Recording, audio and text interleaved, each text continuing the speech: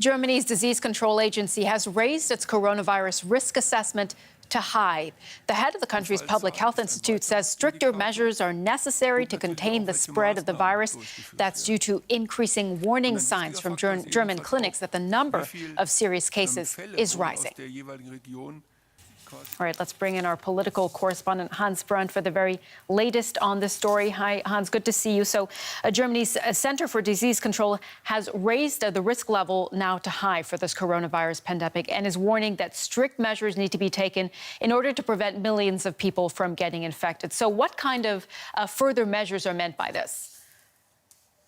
I think what the leader of the Institute was referring to are the measures that we have been reporting about in the last 24 hours or so. In other words, the increased lockdown of German cities and of Germany as a whole. Certain shops that do not sell essential goods are to be closed, and other shops are restricted in their opening hours. Restaurants are restricted in their opening hours. Cinemas, gyms and all those kinds of institutions are being closed down. These measures are still to be implemented in various regions of the country because the actual measures have to be decided by Germany's federal states. So they haven't in fact been put into effect across Germany yet.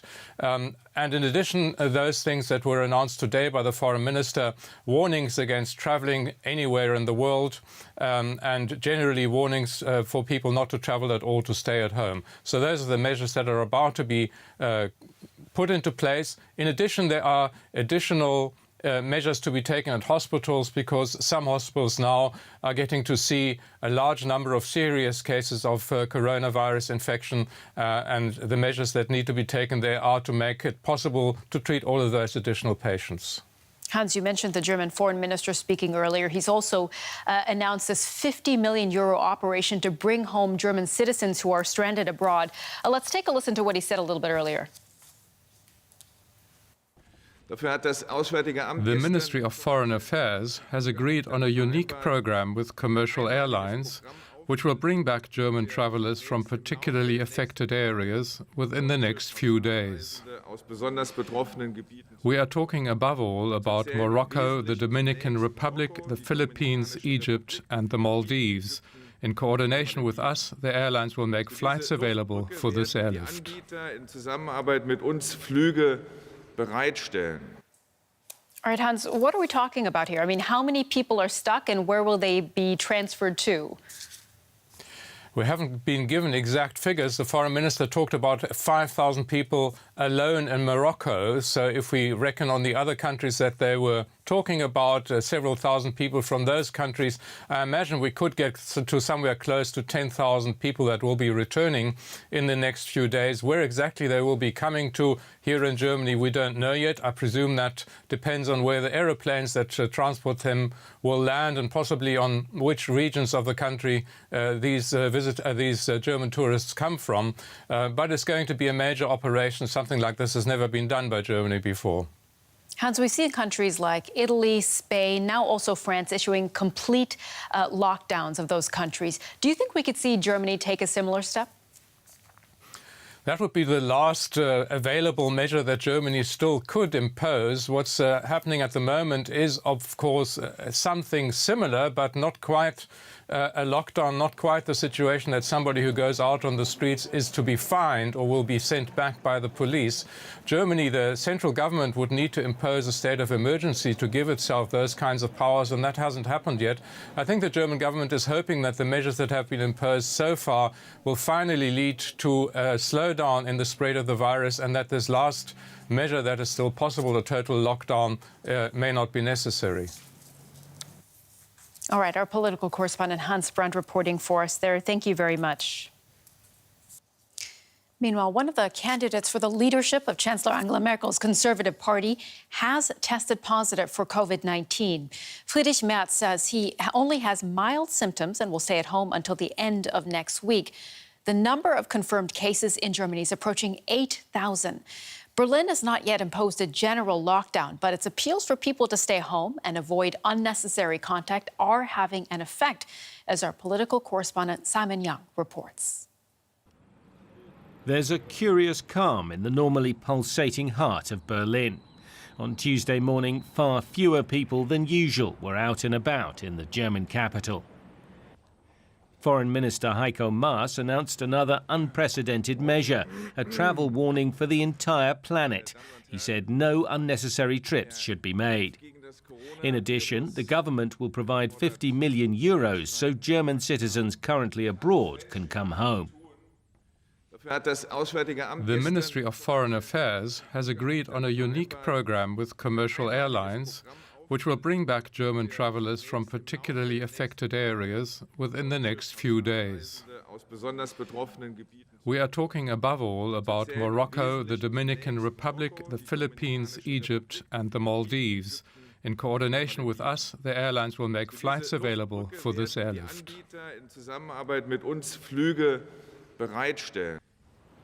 On Monday, drastic steps were announced to beat the virus, shutting many shops, apart from essential businesses such as food stores and pharmacies. Civic life is shutting down. Schools, theatres and museums are being closed nationwide. Chancellor Merkel asked Germans to stay at home, but strict controls on movement, as in France, have not been imposed so far. These measures are unprecedented in our country. They are severe, but they are necessary at this time in order to reduce the number of personal contacts, which reduces the number of people falling ill and, in turn, the number of severe cases. As even children's playgrounds are deserted, many parents are having to stay at home to look after their families.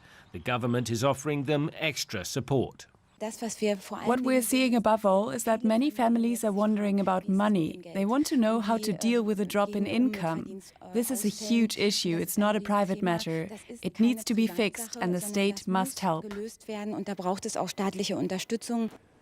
Politicians continue to search for the right responses to this rapidly evolving crisis. Merkel and the other EU leaders will come together to discuss it later on Tuesday by video link. In the U.S., Treasury Secretary Steven Mnuchin will ask Congress to approve an $850 billion emergency aid package to protect the economy. It's being reported that these measures include plans to provide relief to the U.S. airline industry, which has suffered tens of billions of dollars in losses due to the pandemic. If approved, this stimulus plan would also help small businesses stay afloat and cut taxes for millions of American workers. All right, let's talk about this story now with TW's financial correspondent, Jose Luis Deado, is down at Wall Street for us. Hi, Jose, good to see you. How is Wall Street reacting to this report? So far, it seems that it's still very, very early to celebrate. It's been a really choppy start of the trading session already. As we speak, markets are up, but only 54 points, and they were down 200 points. And at the beginning of the trading session, we were up around 500 points. So as you can see, it seems that things could go wrong very quick here in the trading session. The bill that is still in the Senate hands, and it could go up to $850 billion, as you point out, and may also include up to $50 billion to bail out the U.S. airlines. It's still like debated, and timing is key here. A lot of Americans live check to check, and unless they receive immediate assistance and basically cash, as some senators are proposing, they'll probably won't be able to pay the rent, pay their mortgage, or even buy food, which could make a bad situation even worse. Also, there is a lot of talk of why bailing out airlines and not the full range of industries affected by the current situation. Was it beyond airlines and these tax cuts? I mean, looking at the big picture here, how could this bill really help stabilize what is such a volatile situation on the markets right now? Well, I think that, as I said before, timing is key. Any measures need to protect consumers and consumer confidence to make sure they can survive without the major disruptions already during the current situation. And also, they will keep some confidence to restart their lives as usual when this situation is over. But it's going to be very difficult since economists are already projecting a contraction of 5% in the U.S. economy for the second quarter and around 80 million jobs are at risk right now. So the goal should be have some kind of stimulus ready as soon as possible, probably this week, because if by any chance senators go into recess or leave town, there is a chance they could not be able to return back to DC in time for a vote if things get delayed. Jose, you said markets started a bit choppy today. Yesterday, we saw the worst drop since 1987. I mean, give us an idea of what things are like there down on Wall Street. I mean, what are traders saying? Traders here at the exchange try to keep a smile on their faces, but they say that this situation, it's uncharted territory. They welcome the monetary stimulus from the Fed. Now they are waiting for the fiscal one from Washington, but they are clear to say that it is too early to call a bottom in the stock market. In the meantime, markets are still open, as you can see. The exchange is open, but all of us need to be checked before entering the building and the trading floor. And in a worst case scenario, the trading floor here at the New York Stock Exchange can fully operate electronically if they decide to close it at some point. All right, our financial correspondent there, Jose Luis de Aro on Wall Street. Thank you very much. Meanwhile, researchers in the U.S. have started testing a potential coronavirus vaccine on volunteers. 4 of them received their first injection on Monday as part of the study's first stage of human trials. The test will see 45 healthy individuals receive 2 varying dosages 1 month apart, while scientists check for side effects and the impact on their immune systems. Now, even if all goes well, a vaccine is unlikely to be available for at least 1 year. All right, let's talk about the progress on a vaccine. We can speak to Christian Lindmeier. He's a spokesman for the World Health Organization, and he joins us from Geneva. Christian, thank you for being with us here on DW. How promising do you think the talk of a vaccine is at this stage? Well, thank you. Good day. We are receiving good news from all around the world on about from 40 different places on treatments or vaccine progress. So any news in this direction is great, of course, right now. But as good as it sounds and as good as it is, let's hear also that last part of your message, which means by the time we will have such a vaccine in hand, it will take about a year. So with all the great news, we need to focus on today and tomorrow more than in 365 days. Okay, Christian, and that's what countries are doing. They're imposing partial to complete lockdowns, these restrictions we're seeing really across Europe. How long will these restrictions need to be in place?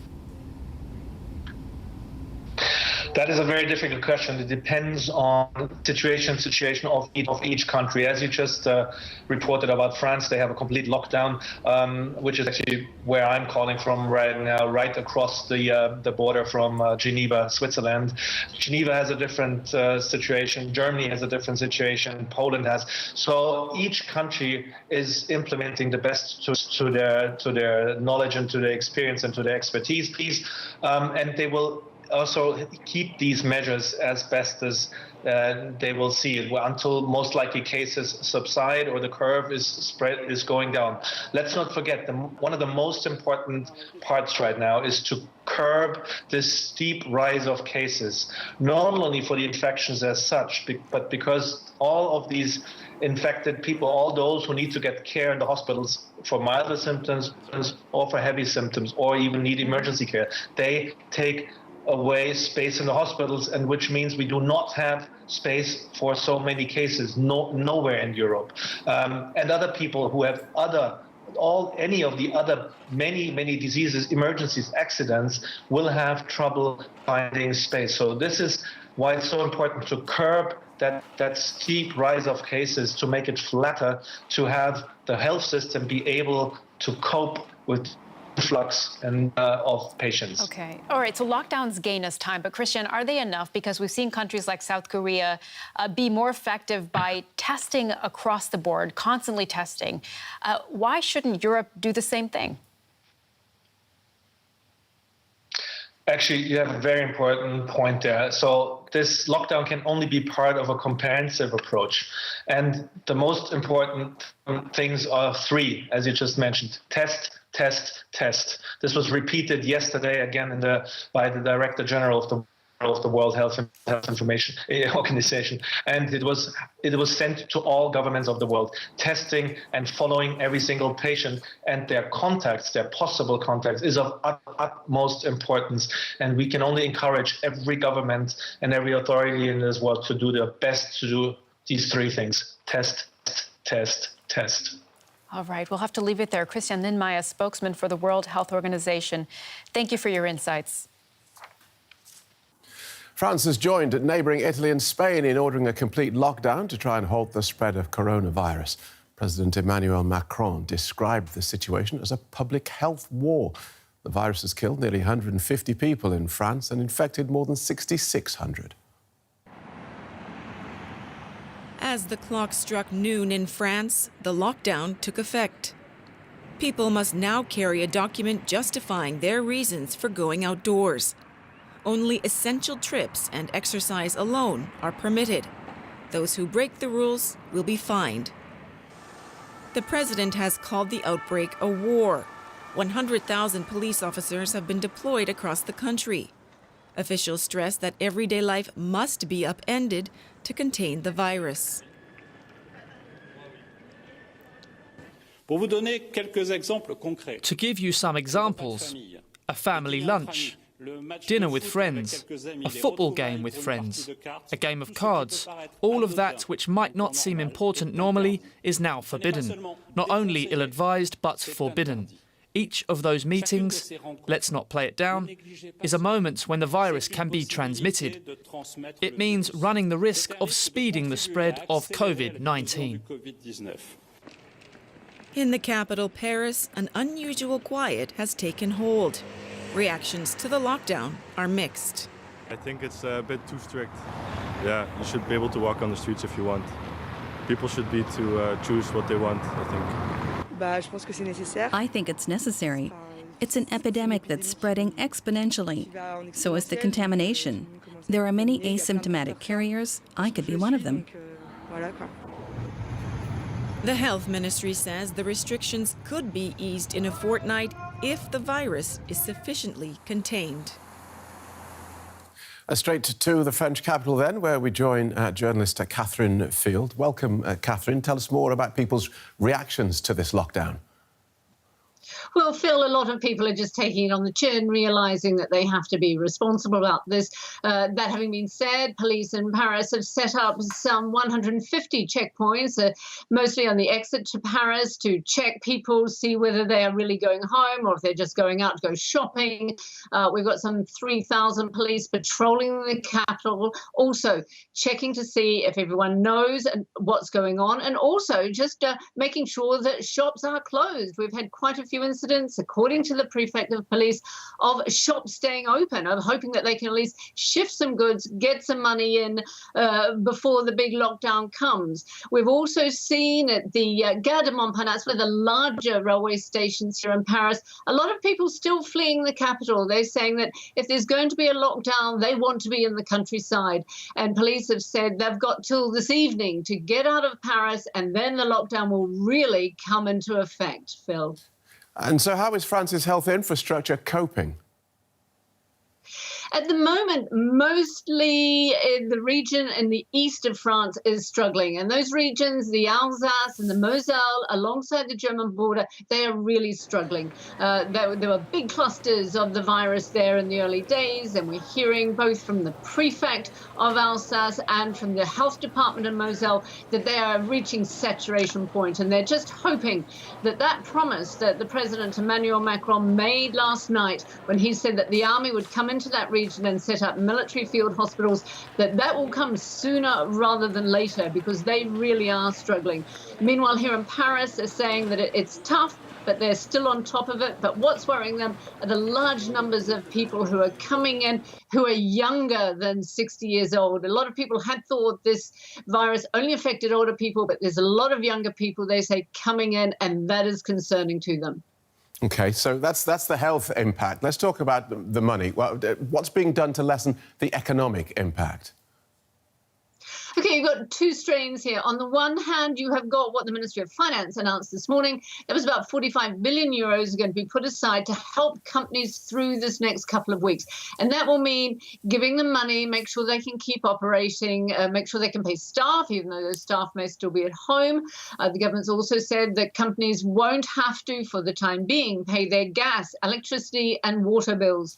The Minister of Finance also said, unfortunately, that France will probably go into recession now, but he had some very comforting words for companies. He said that if need be, France will nationalize firms if it comes to that. And that comes on top of the big bundle of money, I mean, 300 billion euros that Emmanuel Macron, the president, said yesterday would be made available to make sure that the country just doesn't fall apart economically. Both of them, the Minister of Finance and the president, have said the money will be there. Don't worry. If France sticks together, everyone stays home and nobody loses their head, they say France can get through this next 2 weeks. All right, Catherine Field in Paris, thank you. Thank you. Well, schools and daycare centres around the world are closing as authorities try to slow the spread of the coronavirus. Workers in certain essential professions, such as medical staff, are reporting for work. As more extreme measures are introduced, many parents have been wondering how to explain the virus to their children. The Norwegian Prime Minister held a special coronavirus briefing only for children to try and answer their questions. Why am I not allowed to celebrate my birthday? It's because many people should not be gathered in order to prevent people from being infected. Or you can be a bit extra creative and try to celebrate via FaceTime, or think of another way to celebrate that you think is good.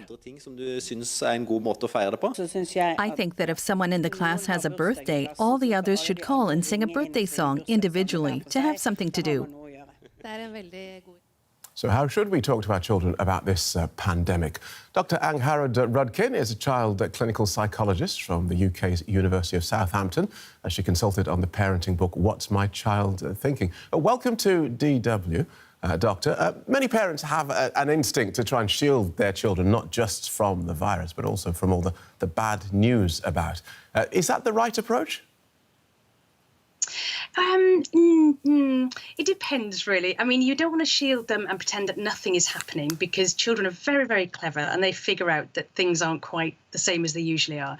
But you don't want to overload them with too much information either, because children think about things differently to adults and they worry about different things. So whereas they may not need to know the biochemistry of how coronavirus is passed from one person to another, what they do want to know is, like your footage showed, what's going to happen for my birthday, and will I still be able to go on my school trip? So we need to give them enough information that they understand a little bit about what is going on, but they don't need to know as much as we do as adults. Right. So, and the reality of the situation is often when schools are closed or when the kids are not at school, they'd go to their grandparents to be looked after.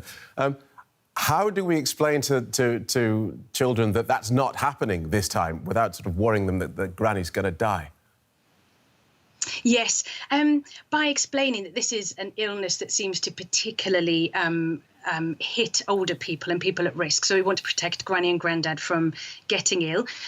Reassure them that Granny and Grandad are doing everything that they can to stay safe, and that you can stay in touch through Skype or FaceTime, or you could even write letters to them, but that we might not see them for a little while. If your child asks, well, does that mean Grandad's going to die? We need to be very honest with our children and not make promises that we can't keep. So you don't want to say, of course he won't, because we just don't know. So you need to say, well, we're doing everything we can to keep Grandad safe, and chances are he's going to be absolutely fine, and we just need to let them know how much we still think about him, even if we can't see him. So it's a lot for children to take in, and children tend to take their emotion from parents. So if you're very anxious as a parent, chances are your child's going to also feel very anxious. So you've got to try and stay very logical and rational as much as possible when you're with your children, and don't let them watch too much news, don't let them listen to the news too much either, just so that they only get the information that they need.